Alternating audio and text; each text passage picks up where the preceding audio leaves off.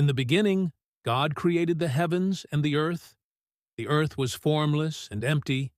Darkness covered the surface of the deep, and the Spirit of God was hovering over the waters. God spoke, and His word brought forth light, separating it from the darkness, creating day and night. Over the next few days, God formed the sky, land, and seas, and filled them with plants, celestial bodies, and living creatures. On the sixth day, God created mankind in His own image.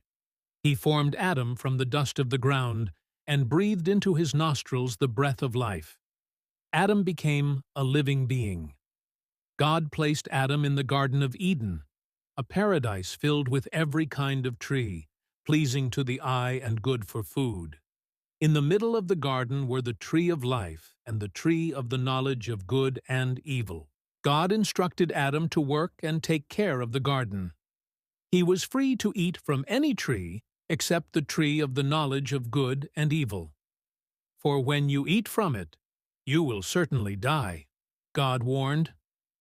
Recognizing that it was not good for Adam to be alone, God decided to make a suitable helper for him.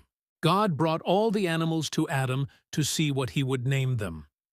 Adam named each living creature, but no suitable helper was found among them. So, God caused Adam to fall into a deep sleep. While he slept, God took one of Adam's ribs and made a woman from the rib and brought her to him. Adam exclaimed, "This is now bone of my bones and flesh of my flesh. She shall be called woman, for she was taken out of man." The man and his wife, Eve, were both naked and felt no shame. They lived in harmony with each other and the garden, enjoying a close relationship with God. However, the serpent, more crafty than any of the wild animals the Lord God had made, approached Eve. "Did God really say, 'You must not eat from any tree in the garden?'" the serpent asked.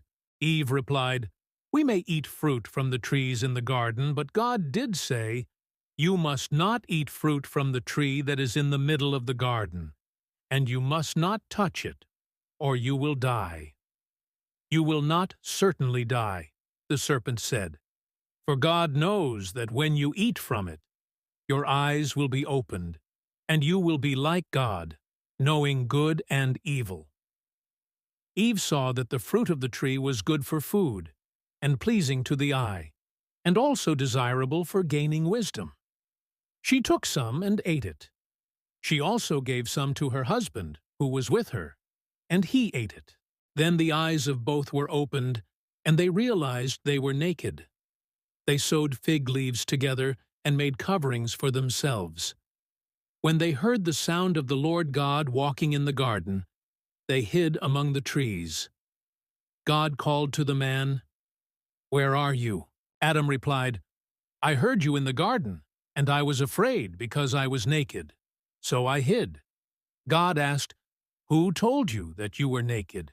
Have you eaten from the tree that I commanded you not to eat from?" Adam blamed Eve, and Eve blamed the serpent. God pronounced judgment. The serpent would crawl on its belly and eat dust. Eve would face pain in childbirth and desire her husband, who would rule over her, and Adam would toil and sweat for his food until he returned to the ground. God made garments of skin for Adam and Eve and clothed them. He then banished them from the Garden of Eden to prevent them from eating from the tree of life and living forever. God placed cherubim and a flaming sword flashing back and forth to guard the way to the tree of life.